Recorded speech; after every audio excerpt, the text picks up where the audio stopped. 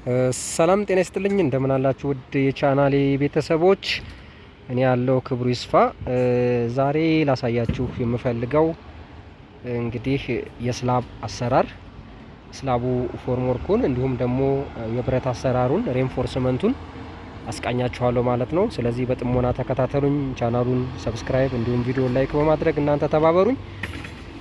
አሁን ወደዛ ወስዳችኋለሁ። እዚህ ጋር እንግዲህ እንደምትመለከቱት እዚህ ጋር ስላብ ሰርተናል። እዚህ ጋር ኦቨርኦል ላሳያችሁ። እዚህ ጋር እንደምትመለከቱት ይሄው አራተኛው ፍሎር ነው። ይሄ ፎርዝ ስላብ ነው። ወደ ላይ ይቀጥላል እስከ 6 ድረስ ይቀጥላል።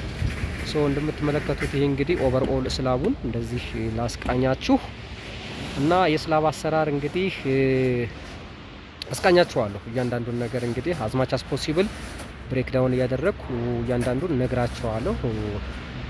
ስለዚህ በጥሞና ተከታተሉኝ። እዚህ ጋር እንግዲህ እንደምትመለከቷቸው እነዚህ ፌራጆች ናቸው።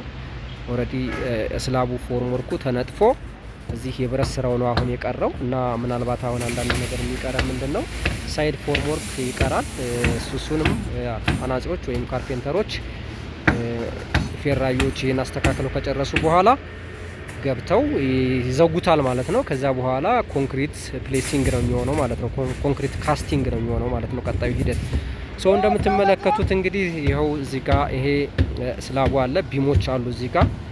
እነዚህ ቢሞች ሆሪዞንታል ቢሞች አሉ። ስለዚህ እያንዳንዱን ልንገራችሁ። ለምሳሌ እዚህ ጋር ቢም አለ፣ ወደዚህ የሚሄድ አክሲስ ነው ይሄኛው። ይሄ ሾርት ሳይድ አክሲስ ነው። እዚህ ጋር እንደምትመለከቱት እንግዲህ ኔጌቲቭ ባር ገብቷል። ከላይ እንደምትመለከቱት ይሄ እዚህ ጋር የዚህን ስፓን የዚህን የምትመለከቱትን የዚህችን ስፓን የዚህን የቤቱን የዚህን የዚህን ስፓን ዋን ሰርዱን ነው የሚመጣው። ይሄ ኔጌቲቭ ባር የሚባለው ወይም ደግሞ እዚህ ጋር የሚጨመሩት ከላይ ሰፖርት ላይ የሚገቡ ኔጌቲቭ ባሮች አሉ ማለት ነው። እዚህ ጋር ገመድ ይሄ መጎተቻ ነው፣ ገመዱ ከስር ብረት የሚያመጡበት ነው። ስለዚህ ይሄ ካንትሊቨር ነው። እዚህ ጋር እንደምትመለከቱት በውጭ በኩል ያለችው እቺ ካንትሊቨር ነች። እንደዚህ ወደ ውጭ ከቢም ውጭ ያለ ይሄ ካንትሊቨር ነው። በሜትር ከ50 የተሰራ ካንትሊቨር ነው። ወደ ውጭ ቢሞቹ ኤክስቴንድ ተደርገዋል ወደ ውጭ እንደምትመለከቱት። ከዛ በኩል የሚመጡት ወደዚህ ኤክስቴንድ ተደርገዋል። ለምን? ካንትሊቨሩን እንዲሸከሙ ማለት ነው። በደንብ እንዲሸከሙ ሎዱን እንዲይዙ። ካንትሊቨሩ ትንሽ ሰፋ ይላል። ያው እስከ 1 ከ50 ይቻላል። ስለዚህ ያን እንዲሸከም እንደገና ደግሞ በውጭ በኩል የምትመለከቱት ኤጅ ቢም አለ። እሱ ብረቱን ምክንያቱም ብረቱን አክቹአሊ ዲዛይኑ ላይ አልተካተተም፣ ግን እኛ ጀስት እንደ ፍሬም እንዲይዘው ብለን ጀስት ከውጭ በኩል ይችን ኤጅ ቢም ጨምረናል። ኤጅ ቢሙ ብረቱ ትንሽ ነው ያደረግነው፣ ከታችም ከላይም ብዙ ያልሆነ። ለምን? ወደ ውጪ እንዳይጎትተው ካንትሊቨሩን በማሰብ። እነዚህ ናቸው ዋናዎቹ ተሸካሚዎች። እነዚህ ወደ ውጪ ወጡት እንደምትመለከቱት እነዚህ አክሲሶች እነሱ ካንትሊቨሩን ይይዛሉ። ደግሞ ሌላ ምን አለ እዚህ ጋር የሚደረቡ ከሜሹ በተጨማሪ ኔጌቲቭ ባሮች አሉ፣ ተደራቢ ማለት ነው። ለምን? ካንትሊቨሩን በደንብ የሚሸከሙ። እሱ ቀጣይ ላይ ሲገቡ ማሳያችሁ ይሆናል። ነገር ግን ወደ ቅድሙ ልመለስና አሁን እዚህ ጋር ምን አለ? ይሄ ቢም አለ። እንግዲህ ሜን ባሮች አሉ እዚህ ጋር ያው ዲዛይኑ በሚያዘው መሰረት እነዚህ አሉ። ለምሳሌ እዚህ ጋር ይሄ የምትመለከቱት ባለ 16 ነው። እዚህ ጋርም አለ። ይሄ ሜን ባር ይባላል። 2 ባለ 16 ከላይ እንዲሁም ደግሞ ከስር ቦተም ባር 3 ባለ 16 አለ ማለት ነው። ይሄ አስፐርዘ ዲዛይን ነው የሚሰራው፣ በዲዛይኑ መሰረት ነው። እንዲሁም ደግሞ ኔጌቲቭ ባር እዚህ ጋር 3 አሉ፣ 3 ተጨማሪ ማለት ነው። እዚህ ሰፖርት ስላለ ኮለን ላይ ሃይ ቴንሽን ዞን ስለሆነ እዚህ ጋር ኔጌቲቭ ባር ፕሮቫይድ አድርገናል ማለት ነው። እንደገና ደግሞ ይሄኛው ተቃራኒ ደግሞ የሚሄድ ቢም አለ። እዚህ ጋር እንደምትመለከቱት ተቃራኒ ቢም የሚሄደው ይሄ ረጅም አክሲስ ነው።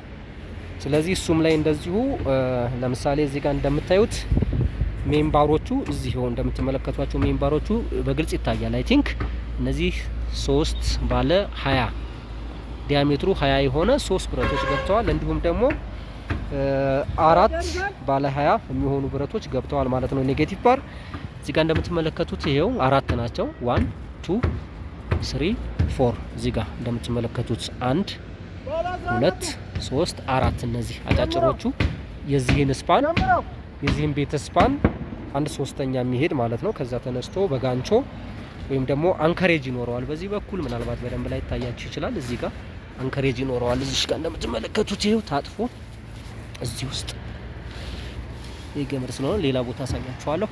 በአንከሬጅ አንከሬጁ እንዴት ነው ፕሮቫይድ የምናደርገው? እንግዲህ በቢሙ ዴብዝ ነው። የቢሙ ዴብዝ ለምሳሌ ይሄ 45 ከሆነ እኛ ስንት ይጠበቅብናል? አንከሬጅ 40 ይጠበቅብናል ማለት ነው።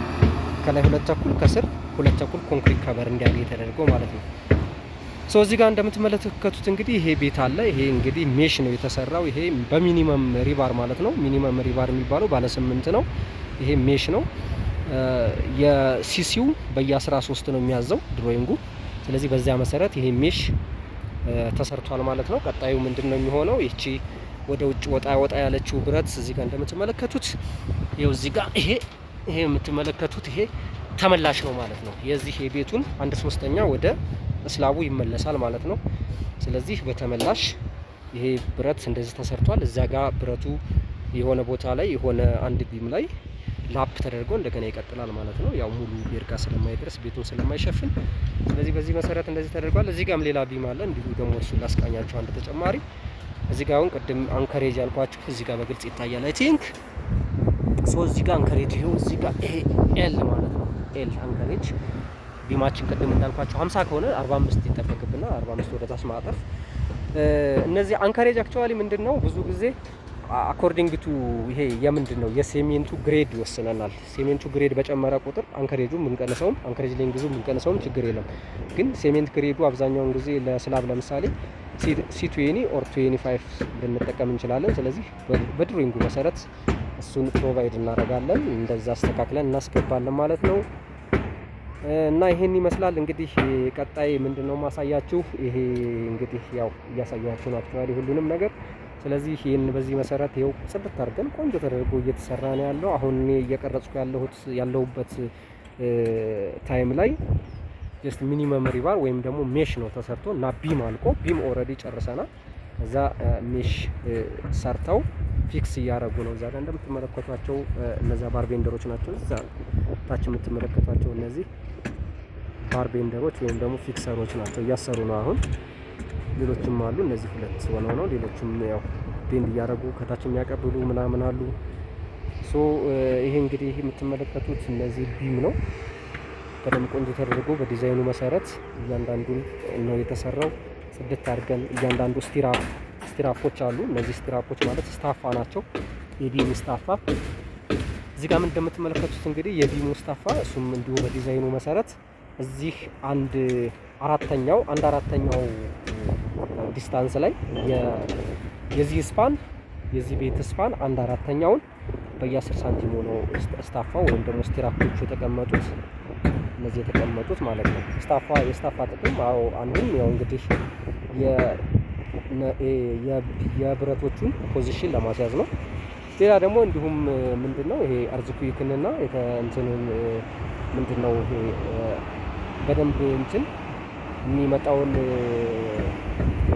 የፕሬሸር በደንብ እንዲቋቋም አድርገው የሚይዙ ናቸው ማለት ነው እንግዲህ እነዚህ ስታፋዎች። ስለዚህ ይሄው እዚህ ጋር 1/4ኛው ላይ በ10 ሳንቲም ገብተዋል። እዚህ ጋር ደግሞ መሀል ላይ ደግሞ አት ሚድ ስፓን ላይ ደግሞ በየ20 ነው የተቀመጡት ማለት ነው። እዚህ ጋር እንደምትመለከቱት ማለት ነው።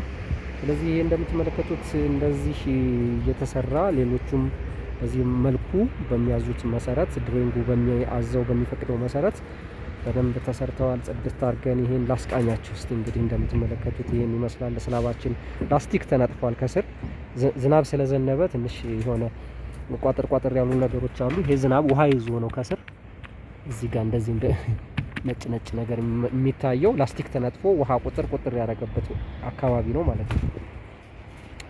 ይሄኛው ደረጃችን ነው። this is the stair። ስለዚህ ስቴር እዚህ ጋር አንድ ልጅ እንግዲህ ያው መወጣጫ ሰዎች ገና ብረት ምናምን ሬንፎርስመንት ገና አልተሰራም። እኛ የምንወጣበት የምንወርድበት እንጨት ነገር እየመታ ነው እንደምትመለከቱት። ይሄ ስቴር ኬዝ ነው ገና እንግዲህ የመጀመሪያው ይሄ ሶፊቱ ፍላይት ሶፊቱ እና እንዲሁም ደግሞ ሳይድ ፎርወርድ ተሰርቶለት ገና እየተጠበቀ ነው ማለት ነው። ራይዘር ምናምን ገና አልተመታም። ይሄን ይመስላል እንግዲህ እንደምትመለከቱት ስላባችን ይሄን ይመስላል። በደንብ ሜሽ ተሰርቷል። አሁንም እየቀጠለ ነው። ቀጣይ ምንድነው የሚቀረው? ተደራቢ ወይም ኔጌቲቭ ፓር የስላቡ ማለት ነው። እሱም በዲዛይኑ መሰረት የሚቀመጡ ይሆናል። አብዛኛውን ጊዜ ባለ 10 ባለ 12 ነው እንደ ቤቱ ሁኔታ። እንደ እንግዲህ ያው ዲዛይኑ ነው ጋቨርን የሚያደርገን፣ በዛ መሰረት ነው የምናስቀምጠው። ስለዚህ ይሄን ይመስላል እንደምትመለከቱት። አካባቢውንም በዛው ቃኙት። ይሄ ያምራል አይደለ? ወደ ታች ፊት ለፊት የምታዩት ታች ያለው ምንድነው መሰላችሁ? ያ አያት ሪል ስቴት ነው። አያት ነው ያለው፣ ኮተቤ ነው ያለው ታዲያ። ስለዚህ ይሄን ይመስላል እንግዲህ እንደምትመለከቷቸው እዚህ ጋር እያሰሩ ነው፣ ፓርቲክሰሮቹ እያሰሩ ነው እንደምትመለከቷቸው። እኔ ነው ወንድሜ ጥሩ እየሄደ ነው።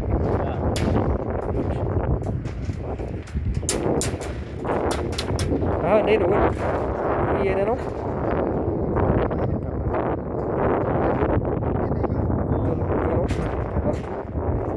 በደንብ ጥራቱን የጠበቀ ስራ ነው። ከዚህም በላይ እንግዲህ በደንብ ቆንጆ ሆኖ የተሻለ ነገር እንዲሰራ ነው የምፈልገው። አሪፍ ነው፣ ቆንጆ ነው። እያየው የነበረ እያንዳንዱን ኔጌቲቭ ባር ምናምን እነሱም በደንብ በትክክል ገብተዋል። ላፑም ቆንጆ ነው። ስለዚህ ናይስ ነው። ታትስ ናይስ። ሌላ ምንድነው ያልነገርኳችሁ ነገር እንግዲህ አንድ ተጨማሪ ነገር የምነግራችሁ ብረት እንግዲህ ስናስገባ ወይም ደግሞ ብረት ስናስር ላፒንግ ኤሪያ የሚባል አለ።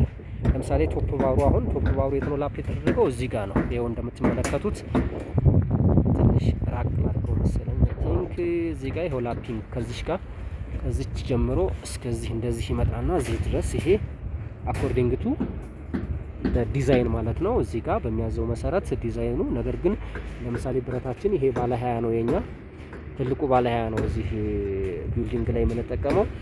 ስለዚህ 40 ፓይ ነው አብዛኛውን ጊዜ 80 ሳንቲም ማለት ነው ፕሮቫይድ የምናደርገው። ከዚህ ጋር ጀምሮ ወደዚህ 40 ወደዚህ 40 ሲከፋፈል ሁለቱ ሲደማመሩ 80 ሳንቲም ሌንግዝ ላፕ እናደርጋለን ማለት ነው። የስረኛው አሁን ይሄ ሚድ ስፓን ላይ ነው ቶፕ ማለት ነው የዚች ቤቷ አማካኙ ዲስታንስ ላይ ላፕ እናደርጋለን ማለት ነው። ነገር ግን የስረኛው ደግሞ ወይም ቦተም ባር የት ላፕ ይደረጋል? ሰፖርት ላይ ነው የሚደረገው። እሱም እንደዚሁ በዚሁ ላፒንግ ዲስታንስ በ80 ሳንቲም ወይም 40 ፓይ ለኮለን ሜቢ 50 ፓይ ለቢምም እንደዚሁ 50 ፓይ ሊሆን ይችላል። እኛ ግን 80 ሳንቲም ነው ፕሮቫይድ የምናደርገው ወይም 40 ፓይ ማለት ነው። 40 ፓይ ማለት 40 ሚሊ ሲባዛ በዲያሜትሩ ማለት ነው። ወይም ደግሞ 4 ሳንቲም ሲባዛ ዲያሜትሩ ባላያ ከሆነ 4 ሲባዛ በ20 80 ሳንቲም ፕሮቫይድ እናደርጋለን ማለት ነው። ስለዚህ እንደምትመለከቱት ይኸው ከስር ላፕ አለ። ይኸው ኮለን ላይ ከኮለኑ ሴንተር ጀስት 40 መውጣት ማለት ነው። ከዛ ሁለቱ ሲገናኙ 80 ይሆናል ማለት ነው። እዚህ ጋር ይኸው ይሄ ላይኛው ላፕ ተደርጓል። እዚህ አካባቢ እነዚህ የምትመለከቷቸው ኔጌቲቭ ፓርት ናቸው። ከላይ እነዚህ ይሄም እንደዚህ ወደዚህ ሄደው ክሮስ ያደረገው እንደዚሁ ከስርም ሰፖርት ኤሪያ ሰፖርት የምላችሁ ኮለን ላይ ያረፈው ማለት ነው። ኮለን ላይ ነው ላፕ የምናደርገው የስረኛውን ቦተም ባር። ስለዚህ ቶፕ ባር ግን ሚድ ስፓን ላይ ነው። ይሄ በቃ ሳይንሱ ነው እንደዛ ቤስት ሳይንስ። ስለዚህ በዚህ መልኩ እንደዚህ